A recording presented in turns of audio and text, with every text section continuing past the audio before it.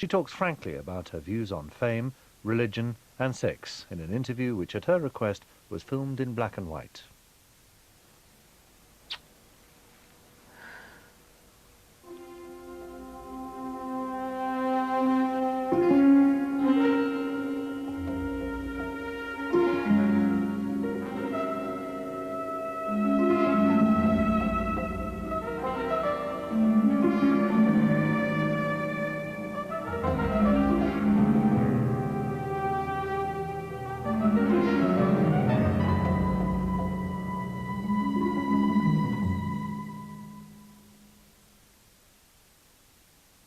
Dream. I wanted to be a big star. I wanted to make people happy. I wanted to be famous. I wanted everybody to love me. I worked really hard and my dream came true.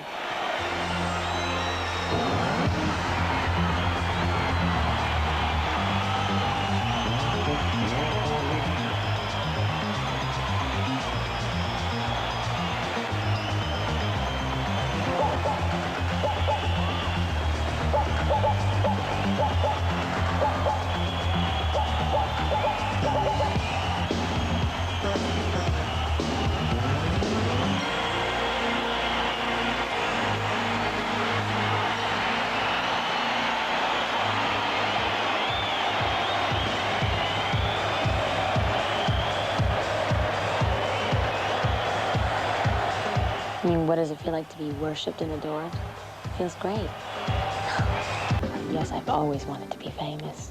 Just for the really obvious reasons. I mean, people want to be famous because they want to be loved. And I guess somewhere along the line when I was a little girl, I didn't feel loved. So I sort of made it my goal in life to be loved by many people. And I think most performers have that somewhere deep down inside of them, that they need to get a lot of approval and a lot of attention. That's where it starts. Now, I mean, what you end up doing with your fame and fortune or whatever is another story, you know. I think I didn't realize that being famous was going to be such a responsibility, and that everything I said or did was going to be scrutinized, and that I was going to be such a role model, and that I had, you know what I mean? And so once that happens, then you start realizing that everything you say is really important, and that what you say affects people. So I think you have to either take that responsibility and use it in a positive way, or get out of the limelight. Donna Louise Ciccone was born in Bay City, Michigan in 1958. The girl was only 6 when her mom died of cancer. That left half a dozen kids to be brought up by their strict Italian-American dad. He put them in a neighborhood Catholic school run by nuns. The discipline seemed to have taken. Hopefully, prayer, will you really feel it? Like, can you say, and can I say, and I have to ask the same question myself, do I feel Jesus? I went to Catholic schools. I went to church every Sunday. I got hit on the head with rulers by hostile nuns. I did a lot of bad things, and I didn't feel guilty about it because I knew I could go to confession at the end of the week and all would be forgiven. I thought the devil was in the basement of my house. My Catholic upbringing is probably the foundation of everything I do right now. Here we see Christ as the judge of mankind, looking down on us. In the Catholic Church, traditionally, you are a sinner. I mean, basically, I mean, the idea is that when Adam and Eve, you know, ate from the apple or had sex, from that day on, they were considered sinners, and all human beings are considered sinners, and so you're always striving to be good. Madonna came into my class as a junior, and she sat right in front of me, and I focused completely on her, and she engaged me, and then later that engagement intensified. This is a photograph that she gave to me when she graduated high school. Mrs. Fellows, I cannot begin to tell you how I feel about you, and how I shall always treasure your words of encouragement. Sometimes I think you might explode with so much energy inside of you. I think you're crazy, and I'm madly in love with your craziness, and of course you, Madonna. No one was surprised that Madonna made it, and that seems strange because this is a remote suburban community outside of Detroit. And the likelihood of somebody becoming famous, certainly as famous as Madonna, is really very remote. And yet there was such a quality of charisma about her personality that when this dream came true, we simply accepted it. Madonna has said, "When I was tiny, my grandmother used to beg me not to go with men, to love Jesus and be a good girl. I grew up with two images of women, the virgin and the whore. It was a little scary."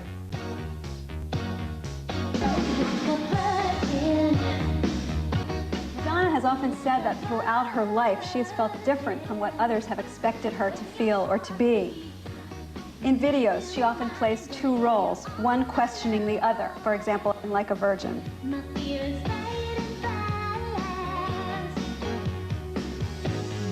Singing in an overtly sexual way and mixing in her dress the lace gloves of the bordello with the crucifix.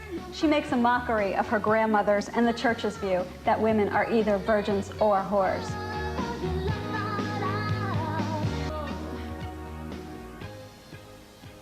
I think the Madonna is probably the most powerful image from Catholicism or Christianity. I suppose it's the image of a mother, you know, and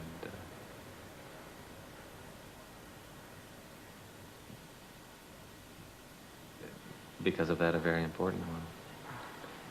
It was my mother's name. I don't know why my grandmother named my mother that. Now, when I see the name printed somewhere, I have to check and see if it's about my sister or the original Madonna.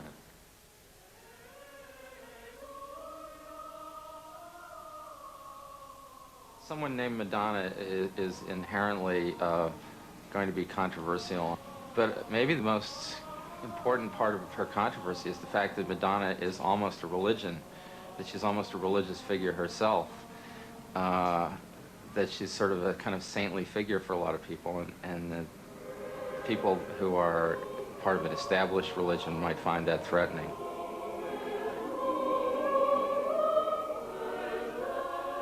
I mean, it's hard to have a religion based on dead heroes when you have live heroes around who are, you know, taking away your customers.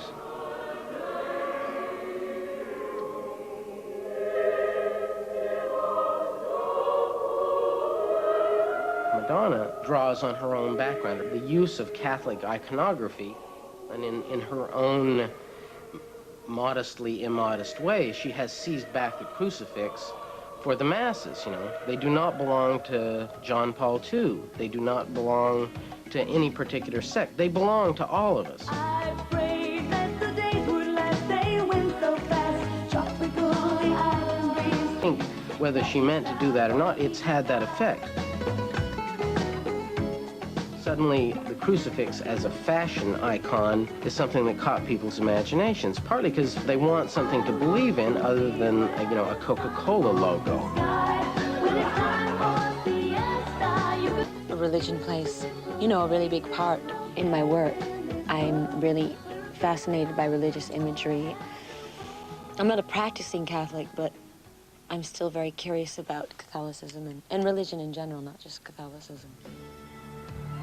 The things that inspire you are mysterious things, and there's something very mysterious about the church to us. It's exploring those things which make it interesting. It's just about what we know, and using those images to evoke feelings that everyone has.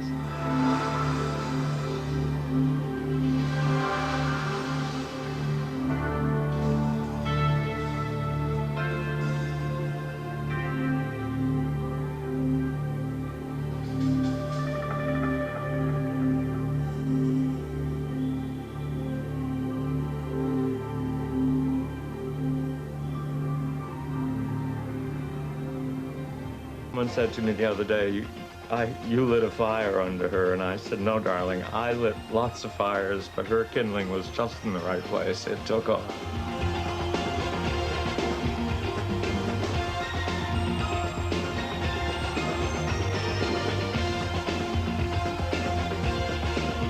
What fun she was, always that, what fun. And it's the kind of fun I like because it does not deny responsibility or deny seriousness or deny classicism, things that the love of what we were doing was all about.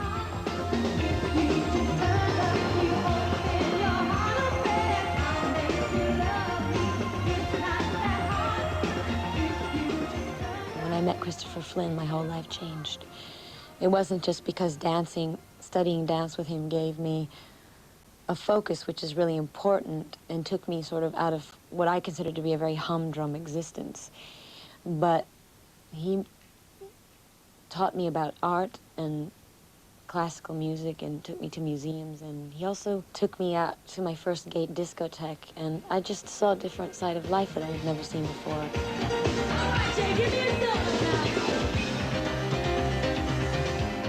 She loved to dance, period, which is one of the things I admire very much. I like people who love to dance even more than they want to be ballet dancers.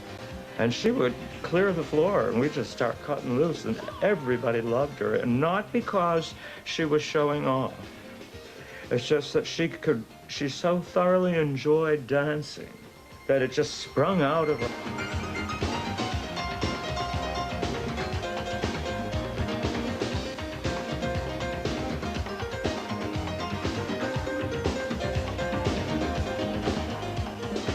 You know who's more successful than this woman? That I find very difficult to relate to. I go, you know, she's got all these zillions and billions of dollars or something, whatever, and that she can't move across this room without being deluged by people, etc. Where's my little Madonna? Madonna.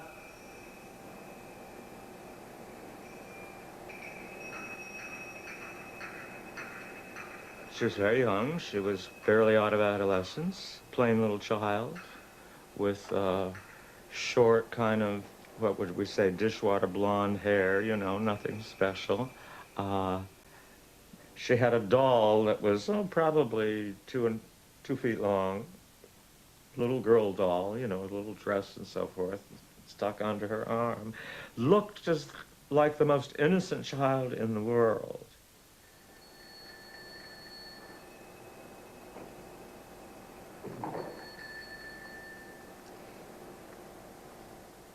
Christopher Flynn was the first person that told me I was beautiful, and that told me I was special, and that made me look at myself in a different way. I think I was 14 years old, and I was feeling horribly unattractive and unpopular and uninteresting and unfabulous. And he said, "God, you're beautiful." And I mean, I don't think anyone ever said that to me before.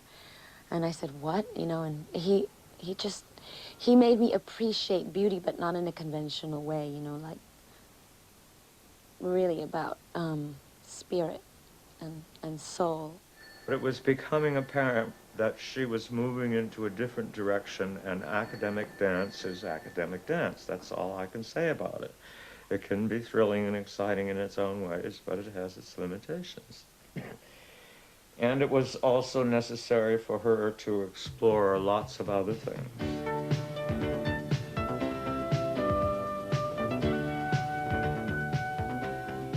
She headed to New York, and I hear she asked the first cab driver to take her to the middle of things or whatever, and he took her to Times Square. Wonderful. That cab driver has a real sense of humor, that's all I can say.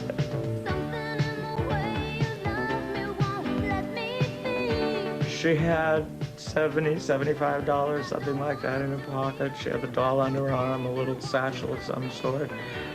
And I'm sure the most wide open, encompassing, vulnerable look in the world.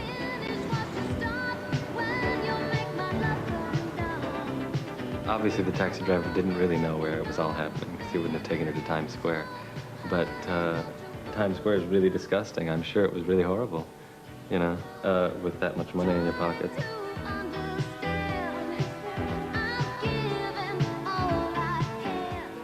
We were both still relatively poor, you know, and living in not such great places, you know, in the Lower East Side, between the A and B Avenue, living on popcorn and tuna fish, you know, just real basic living with cockroaches and not much heat in the winter, that sort of thing.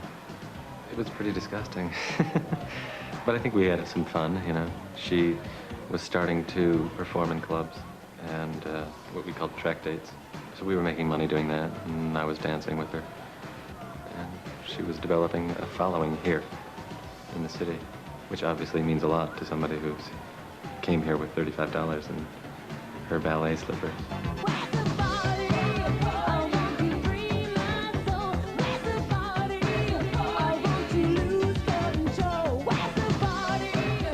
She acted every bit the superstar even then. Even though she was nothing, she tested her microphone from every angle to the point that the club had to open before my group got to have a sound check at all. And then after we did our opening act, she wouldn't let us share the dressing room with her. Her manager said we had to leave. Madonna was getting dressed, even though there was only that one dressing room for all of us. And we insisted on staying anyway. But I thought, this girl's not going to go anywhere. She's a major bitch. She's going to offend so many people, and she's going nowhere fast. And I was right. Yeah, I see it now. I've been watching you across the room. Yeah. She had written 14 songs by then, and to me that was really impressive because I've had a lot of training, but by then I still hadn't written one song. So I thought, well, this is great. If a person can come from dance school and decide to be a songwriter and become a songwriter merely by volition, then I think I can do that too. I discovered Madonna at Danceteria. The DJ there told me about her. He had met her before I did and told me about this wild-looking girl, had her own look, was very beautiful, and had a tape, which was good. It wasn't outstanding, but I had Madonna sitting in my office. There was this girl that was just radiating. And whatever that certain something is, she had it. She had more of it than I've ever seen. And I just knew that there was a star just sitting here in my office. And I turned to her and I said, so what do you want to do? She said, I want to make records. I said, okay. Suddenly, there she was, having once been, kind of street and ethnic, in the midst of Hollywood and theater, blondness and style. I think people just assumed that she was stupid and superficial when she first emerged, because she was a young, sexy thing, a young girl. Then it turned out that she wasn't, that she had a great deal of say and control over this persona that was clearly developing and in an intelligent, shrewd way, that you could look at her and she was mysterious, she was opaque.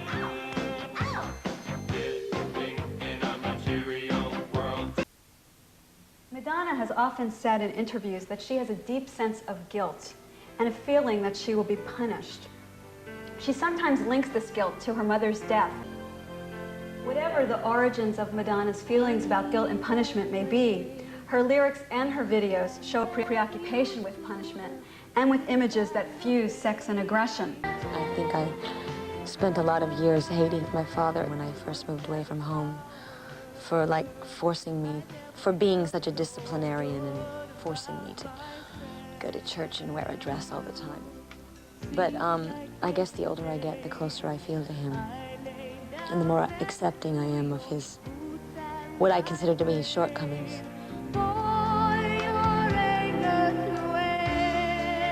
Learning experience to deal with my fears, to deal with my past, to deal with my life, and express myself through my work. And, I mean, let's face it, it's not 100% autobiographical. I draw from things that have happened to me. The press treatment of Madonna has always followed her lead. Think about the nude photo flap. Remember that? When both Playboy and Penthouse discovered that Madonna had posed for nude pictures way back in, I don't know, 79, 80, something. And they bought the rights to these pictures and they stuck them in their magazines and they tremendous publicity. Well, now this sort of thing has been happening to women in the entertainment business for hundreds of years.